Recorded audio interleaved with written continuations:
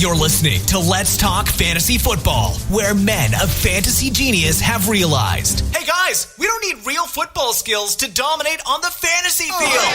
Yeah. So slap on your pads and grab your helmet. Shit's about to get real. Welcome back, ladies and gentlemen, to another edition of Let's Talk Fantasy Football. I am your host for today. My name is Nick Walsh, and I am here by myself today. I'll get into why that is and why you are getting the Week 11 preview here so late in just a moment. But first, I'd like to give a quick shout out to BenchBoss. BenchBoss is the revolutionary app that allows you to play fantasy football live while watching the game on TV. Predict the plays, the results of the play, and literally play fantasy football. You can sign up for the beta now by going to letstalkfantasyfootball.com/benchboss. So as I mentioned, guys, I am here by myself. We try and get this preview out to you guys. We try and get it recorded either Wednesday or Thursday night pretty much every week. Get it out to you guys somewhere between Thursday, Friday, and Saturday. That was supposed to be the case this week, and it's my fault. But, sometimes real-life issues and whatever else do come into play. This was one of those weeks, so again, I apologize. It was completely my fault. It should have been myself and Don getting you the good old two-part preview. Instead, what you're getting here is Saturday morning with Walsh drinking his coffee and watching the Michigan-Wisconsin game on mute in the background here. So we'll have this out to you guys, Saturday afternoon. It should be, and hopefully some of you are able to get some good information from that, make some decisions. I would assume, at least some of you will be able to listen to this because we're getting lineup questions up until basically lineups lock on Sunday morning. So, never hurts. So without further ado, guys, I'm going to get right through the games. This is just going to be a one-part podcast. It'll be me just going through, breaking down my thoughts on each of these matchups, and then we'll get you on out of here, hopefully better prepared to win your Week 11 matchups. So first of all, guys, the bye weeks this week, they're really not that bad, all things considered, in terms of, players that are going to be really fantasy relevant going into each week. So Carolina, the Jets, Indianapolis, and San Francisco are the four teams on the bye. I'm personally affected by Devin Funchess being out in a couple of leagues, but other than that, really not too much that's really going to affect your lineups too much. So not too bad. Let's get right into the games. We got Detroit at Chicago. Detroit is a 3-point favorite in this one. The over-under is 41. This is a matchup of two very solid defenses. Detroit is 11th in DVOA and Chicago is 13th. Again, that's Football Outsiders DVOA, their defensive efficiency metric. Detroit is better against the pass than the run. So in terms of the Chicago offense, I would say Jordan Howard is probably an okay play. I think you're starting him anyway, but if you've been starting him, you know what his floor is. It's not very high because he doesn't really get that passing down work. He doesn't really get targeted that much. But if Jordan Howard gets in the end zone against Detroit, he's a worthwhile play. I think there's a pretty good chance of that. In terms of the rest of that Chicago offense, Dontrell Inman did get 8 targets this past week. This was a week where Mitchell Trubisky threw the ball more than he had in his entire NFL career. So keep that in mind. But they traded for Dontrell Inman for a reason, it seems like. And in his first game being active for the Bears, they did give him those 8 targets. He did get 6 catches. So I think he's a guy who should be owned in pretty much every league. And if you need a desperation start, that kind of thing, I don't think Inman's the worst play that you could make. On the Detroit side of the ball, I don't know what to make of Amir Abdullah. I own him in my big league. I have trouble deciding whether or not to start him every week. Whether or not he produces seems to be independent of really the matchup. It's really kind of like flipping a coin. So I don't really know what to tell you on that. Other than that, I think Golden Tate doesn't really have a great matchup in the slot there against Chicago, but he's getting the kind of targets where you need to be playing him every week. And I would still expect him to produce at least an okay level. Marvin Jones disappointed a lot of us this past week. He has a theoretically good matchup. We'll likely see a lot of Kyle Fuller, who is susceptible to big plays, and we know that Marvin Jones does have that speed. He can get those big plays. So I think Marvin Jones, despite being very disappointing this past week, is likely a pretty solid play. In this game, I'm going to take Detroit. So let's move on to Kansas City at the New York Giants. Despite being on the road, Kansas City is a 10-point favorite. The over-under here is 46, and that's not really surprising. The Giants just got beat by the 49ers for the Niners' first win of the season this past week, and they're an extremely bad team. We also have the Andy Reid off a bye week narrative, and we make fun of narratives or whatever else, but Andy Reid teams off a bye week have historically been very good. So I wouldn't be surprised at all to see the Chiefs just rout the Giants here. It's a 10-point line, and I think I'm still going to bet the Chiefs if I bet this game at all. I definitely won't be betting the Giants. So, like pretty much every week, Alex Smith, Travis Kelce, and Tyreek Hill are all solid plays. Travis Kelce, theoretically, I think is the best tight end play, or at least the best just total projected tight end play on the board this week. The Giants do have that streak of touchdowns given up to tight ends. It did not end this past week. Garrett Selleck did work out as a streamer. So if you played him, kudos to you. And then Kareem Hunt also, I think, could be the best running back play of the week. I know he's been trending downwards for a number of weeks now, but Damon Harrison, who is the Giants' best run defender, he is one of their defensive tackles. He is currently questionable. If he doesn't play, the Giants' run defense, which hasn't been stellar anyway this year, is losing their best defender. And then you end up with just Kareem Hunt as a 10-point favorite against a leaky run defense. So I like all of those things, and coming off a bye. So, if you had any nagging injuries, whatever it is, Kareem Hunt, I think, is a great play this week, particularly if we see Damon Harrison not suit up on Sunday. That being said, the Giants should also produce some fantasy points here. They will have to throw the ball. They will have to speed up the offense, run a lot of plays in order to try and catch up against this Kansas City team. Likely, again, it's possible they go up early or whatever, but I think the likeliest scenario is that Kansas City does go up and the Giants are playing behind for basically the whole second half. So Evan Ingram and Sterling Shepard, I think, are great plays. They're basically the two guys who are absorbing most of the passing targets in this offense. Ingram has been, one of the best fantasy tight ends in the league this year. I don't expect that to change at all. The Chiefs' defense hasn't been spectacular either. And then I think Orleans Darkwa, he's, limited in his upside. But if he gets in the end zone, he works out really well. If he doesn't get in the end zone, he's generally been able to get you to around 10 PPR points, even when he doesn't get in the end zone, which, as an RB2, a flex or whatever, you'll likely take that most weeks. And then I think Eli Manning is a guy who should produce this game. I mean, he might throw some picks. He might make some mistakes, but he should be able to get you those 15 fantasy points that you're looking for from a streamer. I'm going to take Kansas City in this game, and we're moving on to Tampa Bay at Miami after I take a quick sip of my coffee.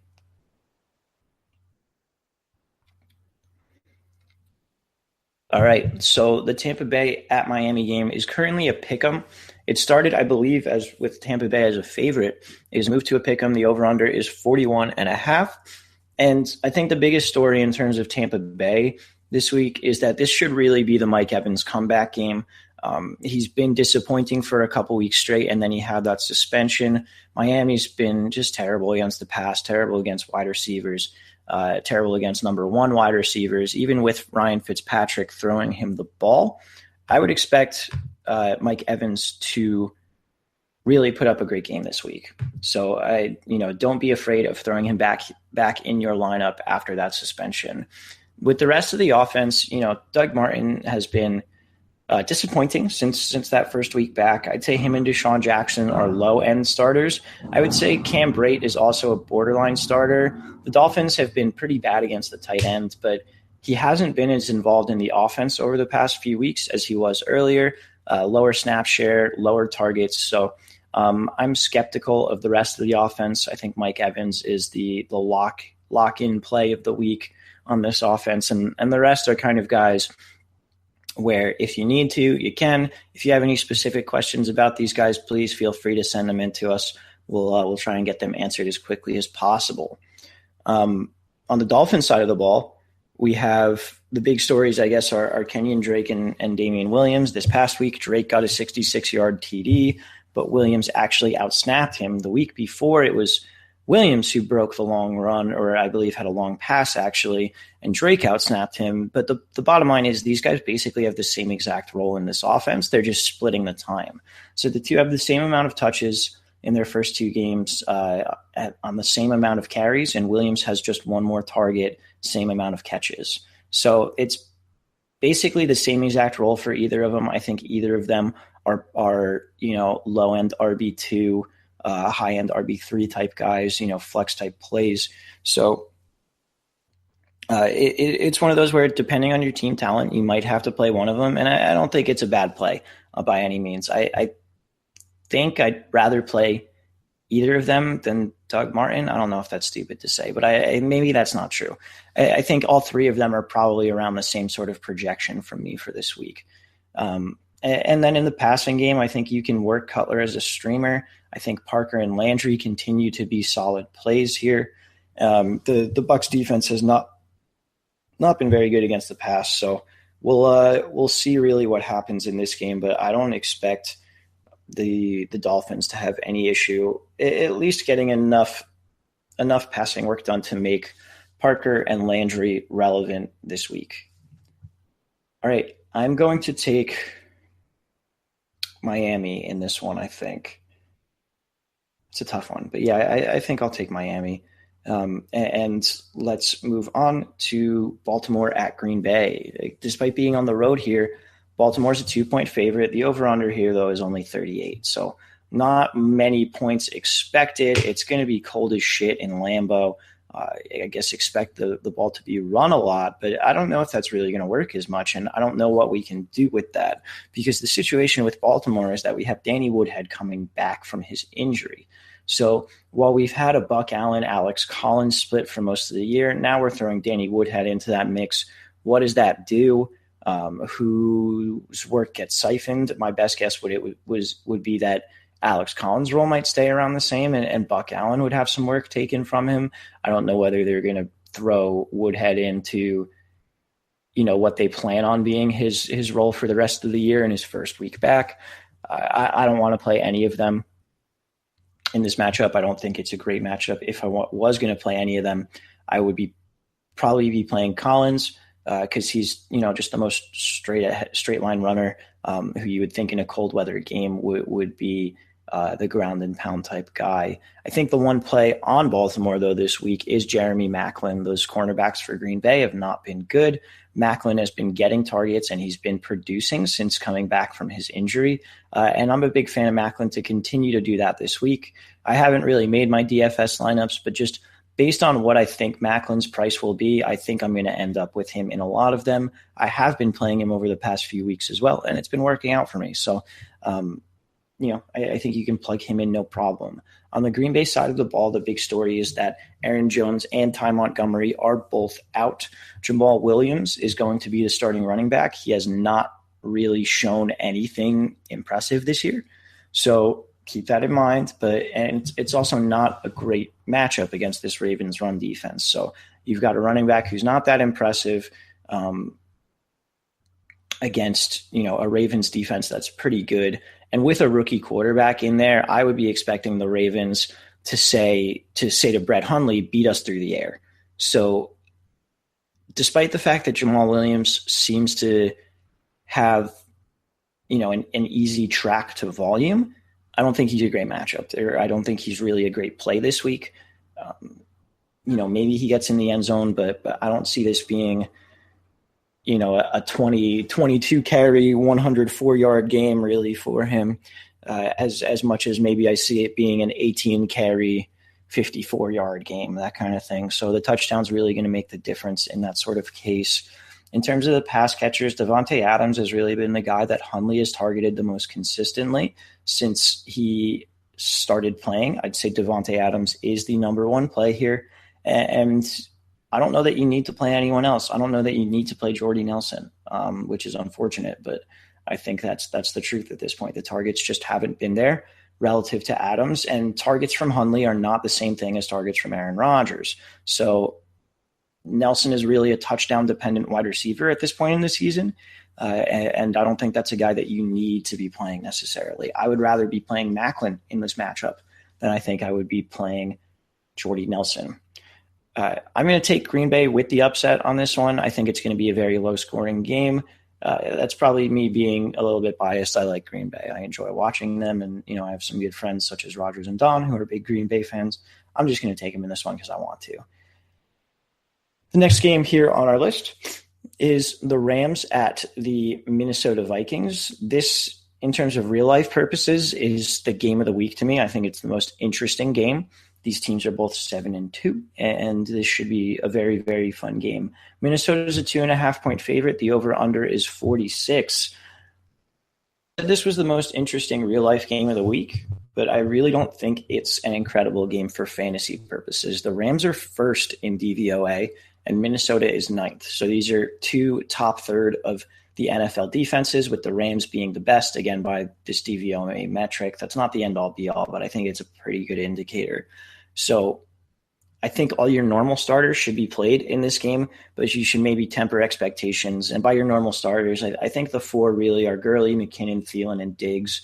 I know McKinnon's being outsnapped a little bit by Latavius Murray at this point in the season. I still think McKinnon's really the play just because he gets that passing down work, and in PPR, that's just such a big thing. Even in half-point PPR, I really think it's the better play here. Regarding Robert Woods, he's been the favorite target of Jared Goff over the past couple of weeks. He doesn't have a great matchup in this one, but he has been targeted downfield consistently enough that I think you can play him if you need to. I don't think he's a must play, but you can throw him in there and, hope that he gets one of those big plays, maybe a big play touchdown, as he's been wont to do these past couple of weeks. And then in terms of the best matchups for these Rams wide receivers, I think it's Cooper Kupp. He's going up against Terrence Newman in the slot.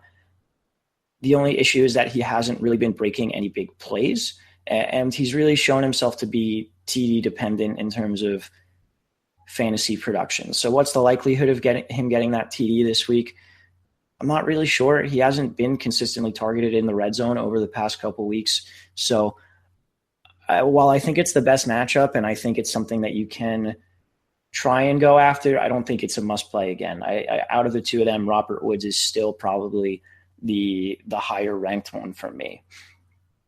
Now, that being said, I just talked about how those defenses are, good, but these are both teams that have shown that they've been willing and able to get into shootouts this year. So while I don't think it's the most likely outcome that they get into a shootout, I do think it's definitely within the range of possibilities.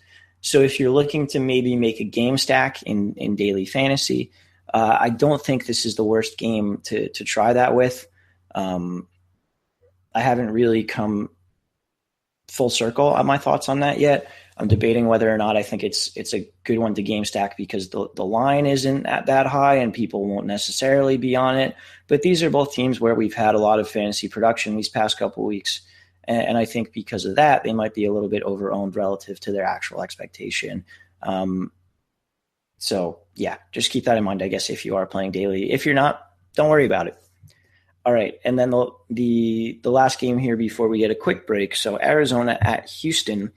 Houston is a 1.5-point favorite in this game. I believe it actually started with Arizona as a favorite, but that was back when we thought Drew Stanton was going to play, I believe. And then the over-under is 38. So, again, a very low over-under here. I don't think there's much for fantasy purposes in this game. I think for Houston, it's Hopkins, even though his matchup is bad. He's DeAndre Hopkins. I don't think you're going to sit him because he's the kind of guy who can put together a passable fantasy day just because he gets like 16 targets, and he's going to have Patrick Peterson on him. That's obviously bad, but it's DeAndre Hopkins. You're not going to sit him. The other guy that I think you can take a shot on, and another guy that I'm considering going very heavy on in daily is Bruce Ellington. He's been getting a decent amount of targets lately. With Will Fuller out, he's the next guy up, and Arizona's just gotten absolutely toasted by these complimentary receivers for most of the year. So with Peterson on DeAndre Hopkins, they're going to need production elsewhere. I think Bruce Ellington is the likeliest the likeliest option to do that.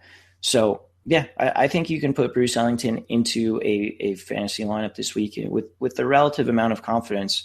In the backfield, we saw Lamar Miller get out-carried by Deontay Foreman this past week. I'm not really trusting either of them this week. I don't think it's worth it. I mean, if you've been starting Lamar Miller and you really need to, then you need to start him. But it's not a great play, and I'm not going out of my way to do it. On the Arizona side of the ball, there are two guys who I believe should be started this week. And again, this is with Blaine Gabbert starting. I think Larry Fitzgerald is still a very good start. Blaine Gabbert has shown hesitation to throw outside the numbers. He's really liked the slot receivers in his career. Last year with San Francisco, he threw a lot to Jeremy Curley in the slot. He kind of made him relevant. So I think Fitzgerald is a great play in the slot. I think Gabbert's going to pepper him with targets all day. And then Adrian Peterson should get 20-some-odd touches against a below-average run defense. So while I don't think Adrian Peterson is good at this point in his career, 20 touches is worth something, and it's probably worth a fantasy start. So keep that in mind. And with that being said, we are going to get a quick word from our friends over at BenchBoss. This year, dominate your friends with free play-by-play fantasy football from BenchBoss. BenchBoss is the first play-by-play fantasy football game where you must think like the players and coaches on the field as you predict the outcome of every play. Earn rewards as you compete against friends and fans across the country. BenchBoss is currently recruiting beta testers, and we need you. Visit benchboss.tv to learn more and sign up today. And we are back. Again, that was our good pals over at BenchBoss. Make sure you are checking them out. Let's talk fantasyfootball.com/benchboss. I just realized I haven't been picking the last couple games. I'm just not going to do that from here. So whatever. It's my podcast. I'll do what I want, I guess. The next game that we have, well, let's see. First of all, looks like we got 7 games to get through. Some of these will be quicker than others. With the second half of this podcast, I'll try and get through it and get you guys out of here as quickly as possible. We got Jacksonville at Cleveland, another game with just a really low over-under, and in this one, also just a really, really high line. So Jacksonville's an 8-point favorite. The over-under is just 37.5. So that's a huge, huge distinction in implied point total. Cleveland really just not expected to do well at all this week by our friends over in Vegas. On the Jacksonville side of the ball, Cleveland's run D has been pretty good this year, but you're not going to sit Leonard Fournette as an 8-point favorite. You're just not going to do it. So lock him into your lineups. I don't think you need to lock him into any daily lineups or that kind of thing. But yeah, in season long, you're playing Leonard Fournette. In the pass game for Jacksonville, Allen Hurns is out. Marquise Lee seems like a lock for a bunch of targets. I think he should be started pretty much unanimously. It's worth noting that D.D. Westbrook is active off the injured reserve. He is an interesting player. He really killed it in preseason. The likelihood of him producing in these last couple of weeks, I don't know how high that is. I picked him up in one league just to stash. I don't know if I'm going to keep him around, but name worth keeping an eye on this week, not worth playing this week. On the Browns side of the ball, Crowell and Duke are probably both okay plays. We've seen Crowell really pick it up, getting a little bit involved in the passing game, and also get in the end zone these past couple of weeks. So I think both of them are okay plays with low ceilings, RB2 flex type plays. And then Corey Coleman is back. This is, the worst pretty much matchup that you could have for him. You would think Jalen Ramsey will be covering him for pretty much the whole game. That being said, Corey Coleman's a weird wide receiver. He's not the typical archetype. I said this a couple weeks ago, and I wouldn't be surprised if he breaks a big play or something. I don't think you should be starting him, but he's got to be owned in every single league. And Corey Coleman will have fantasy relevant weeks during the rest of this season for sure. So with that being said, let's move on to Washington at New Orleans. New Orleans is a 7.5-point favorite. The over-under here is 51, so pretty high-scoring game. New Orleans defense has been stellar this year, which is not something I expected at all. So on the Washington side of the ball, there's two guys that I'm trusting. It is Vernon Davis, as long as Jordan Reed is out, which I believe he will be. And then Chris Thompson. Chris Thompson, he's that change of pace back, but when Rob Kelly's out, it hasn't just been all of Rob Kelly's work goes to Samaje Perine. It's been Chris Thompson picking up some of that work too. I believe he gets on average twice as many carries. I believe it's 6 and 12 roughly. So keep that in mind. I think Chris Thompson is a great play this week. He's a talented guy who can break a big play at any time, and he's going to get more work than he normally does. So yeah, all about Chris Thompson this week. Perine has been bad in his time as a starter for the most part, and this is a bad matchup for him. So I'm not looking to try and take advantage of that. I'm not aware of the rest of his schedule at this point in time. So I think he should be owned, and you might want to use him in future weeks, depending on whether or not Washington is a favorite, depending on the run defense of other teams. But yeah, I don't think he's a start at all this week. On the New Orleans side of the ball, obviously Ingram and Kamara, they are elite plays. They are every week pretty much. We saw them go off this past week. I don't know that that'll happen again, but these are guys who need to be started every week in every matchup pretty much. And then I think Drew Brees is startable, as Washington has been pretty bad against the pass. And then Michael Thomas is the other guy I'm really looking at, as he's likely going to avoid Josh Norman. Josh Norman hasn't really shadowed this year. He stayed on his side, and Thomas plays the majority of his snaps in the slot. So he might see a little bit of Norman, but he won't be seeing him for the majority of the game. I'm a fan of that. I'm a fan of Michael Thomas this week. You could throw Ted Ginn in there as, that deep threat type guy. Hope he breaks a big play. I don't think that's the worst play in the world. I don't think it's the best play in the world either. So those are the guys I'm into this week in this game. And let's move on to Buffalo Chargers. So the Chargers are a 4-point favorite, and with an over-under of 43.5, I think I'm going to bet the Chargers in this game. And the reason being that Buffalo benched Tyrod Taylor to start Nate Peterman. If you listen to the podcast at all, you know that we in general, and particularly myself, are huge fans of Tyrod Taylor. We think he's very, very good. I think he's very, very good at quarterback. I'm very upset that this is what Buffalo is doing in the middle of playoff run. They're 5-4. They're still in the playoff mix here. So it's, I think it's a terrible decision. I expect, you knew at some point they were going to move on from Tyrod, but you wouldn't think it would be during the middle of the playoff run. I don't get it. So anyway, Buffalo just got 298 rushing yards hung on them last week, and they're now starting rookie quarterback Nathan Peterman. Phillip is going to play for the Chargers, and for me, it's Melvin Gordon and it's Austin Eckler, and I think you can play both of them. I would expect Gordon to get the bulk of the carries, but I think both of these guys are pretty solid plays. You can throw both into your lineup and expect them to produce. In terms of the rest of the Chargers offense, Keenan Allen hasn't eclipsed 10 targets since week 5. He hasn't gotten more than 67 yards receiving since week 4, and he hasn't scored since week 1. So it's tough to, he's not killing you each week, but he's not doing what we expected. So it's tough to say. This isn't the best matchup for him either. And like I said, I think Gordon and Eckler are really the guys who are going to benefit the most in this game. I don't know if you're sitting Keenan Allen, though. I think maybe you consider it if he doesn't perform against this again this week. But I think unless you clearly have better options, he's not a guy that I'm looking to sit. On the Buffalo side of the ball, the only start for me is Shady, and even not there, I'm tempering expectations. I don't know really that much about Nathan Peterman. I don't want to trust him, any of his pass-catching options. I think Shady's upside goes down without Tyrod in there, but he's Shady.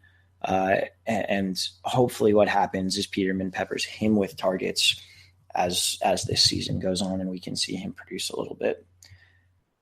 Cincinnati at Denver.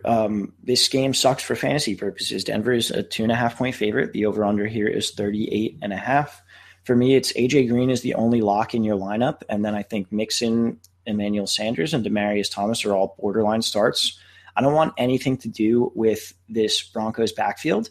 It's looking more like the Giants backfields of these past couple of years where they have 3 guys each getting a third of the snaps. There's no clear advantage. There's no way to guess who's going to produce, who's going to score. I don't really have any idea how you would predict any of that. And it's a shame. So we can't play any of them. I don't think Mixon is a good start, but you might want to. It's worth noting that Gio should probably be owned at this point because Jeremy Hill is on IR. So Gio might see an uptick in workload. Yeah, that's pretty much all I got. Sanders and DT are the only guys I want to play on the Broncos. There's really just not much to go through with this game. So we'll move right on to New England at Oakland. I say it's at Oakland, but it's actually not. It's technically a Raiders home game on the schedule. It's in Mexico City, though. So New England is a 7-point favorite. The over-under is 54.5, and that over-under has increased as the week has gone on. These defenses are 32nd, that's Oakland's, and 30th in Football Outsiders DVOA. So this is a play-everybody game. Chris Hogan is out for the Patriots. So in my mind, you're playing Tom Brady, Rob Gronkowski, Brandon Cooks, Danny Amendola, and all 3 of those running backs. So Burkhead, James White, and Dion Lewis. I think you're playing all of those players. That's 7 Patriots that I think you're starting pretty much no matter what. On the Oakland side of the ball, I think you're playing Derek Carr.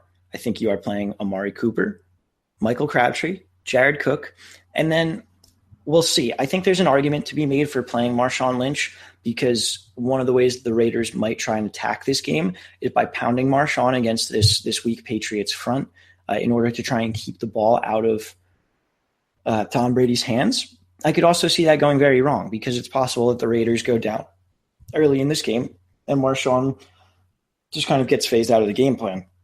So I think he's a very low floor option. I don't even really think he has the highest ceiling. He's a borderline start for me. The whole Raiders passing game is a start. I don't think you can start the other Raiders running backs. That's about all I got for this one. So let's move on to Sunday Night Football. That is Philadelphia at Dallas. Philly's a 4.5-point favorite on the road. The over-under here is 48. The guys on Philly that I think you're starting no matter what are Wentz, Ajayi, Ertz, and Jeffrey. They've all been producers, with the exception of Ajayi, but you would think that this week he would really come into his role as the starting running back, having had that bye. And I think Aguilar you can start if you really need to, but I don't think he's a necessary start. He's another one of these guys who's really been touchdown dependent. He doesn't really get the targets to sustain week-to-week performance without getting in the end zone. So, he's a guy to throw in and hope for a touchdown if you need to. On the Cowboys side of the ball, I prefer Rod Smith over Alfred Morris of the 2 running backs. Rod Smith had 9 targets this past week. He's clearly the passing down guy. And, with this Eagles team, it's very possible that the Eagles get up early and the Cowboys kind of have to pass the ball a lot. Tyron Smith is out again. That's their starting left tackle. He made a huge difference last week. Adrian Claiborne, their defensive end, had 6 sacks going up against the backup there. I believe it is a different backup lineman playing left tackle this week. I do not have that name, and I apologize for that. But it's still not a good situation. Hopefully the Cowboys have done some things to mitigate that situation this week because last week, it's clear looking at their protections and whatever else that they've just had Tyron Smith out on an island for the entire year because they haven't needed to do anything else. He's so good that they've just been able to put him out there with no help and have it not be an issue. So I don't think they realized that going into last week that would be an issue. Hopefully over the week this week, they've installed some protection packages where they either have running backs chipping on that side or potentially the tight end coming over and maybe helping out on that side. So I think you could see Witten stay in line and block a little bit more there. Because if not, they're going to get roasted on that side again. I think in this game you can start Dak because Philly likes to run up the score. So Dak's going to get plenty of opportunities to throw the ball. And then in the passing game, I'm comfortable with Dez. I'm sure other people will produce. I don't know who they are, whether it's Jason Witten, Cole Beasley, Terrence Williams, Bryce Butler. I got no idea. So Dez is the guy that I want in that pass game. And like I said, Rod Smith, I think, is the running back to start of the two. Last game of the week, Monday Night Football, Atlanta at Seattle. Seattle's a 3-point favorite. The over-under here is 45. I really don't have a good read on this game. I'll be completely honest. I think on the Seahawks side of the ball, Russ is fine. I think Baldwin's a great play. I'm not sure how the rest of this passing game really lines up. I'm not sure how it works. I mean, I guess Jimmy Graham, but Atlanta's been a pretty decent matchup against the tight end, though they did give up some points this past week. Yeah, it's tough. I think if you're going to take a stab at the backfield, J.D. McKissick is the guy to play. He finally got some touches this past week, and Atlanta has allowed a lot of yards to pass-catching running backs. So McKissick would be that guy with C.J. Prosise now on IR. I don't think I'd be taking a chance on anyone else in that backfield right now. On the Falcons side of the ball, it's Julio, it's Tevin Coleman, and it's Mo Sanu. With Devontae Freeman out. And I think that's probably it. You could make an argument for Austin Hooper as a tight end streamer or, a low end tight end. I think that's a fine argument. I don't know how comfortable I am with him, but those are the three guys that I like. I'm not going out of my way to start Matt Ryan against this Seattle defense though. That's all I got for you guys this week. I appreciate if you are listening to this one, and apologize for it getting out to you guys so late. We will definitely try and be back on our regular schedule last week. Again, sometimes things come up. We are all people with normal jobs as well as doing this. We do this because we love it. So sometimes things like that and things like real life can get in the way a little bit. So again, apologize for that. We'll be back with you next week with the recap coming at you, and then hopefully a 2-part preview later in the week. So guys, for Let's Talk Fantasy Football, I am Nick Walsh. Later podcast. This has been Let's Talk Fantasy Football. Thanks for listening.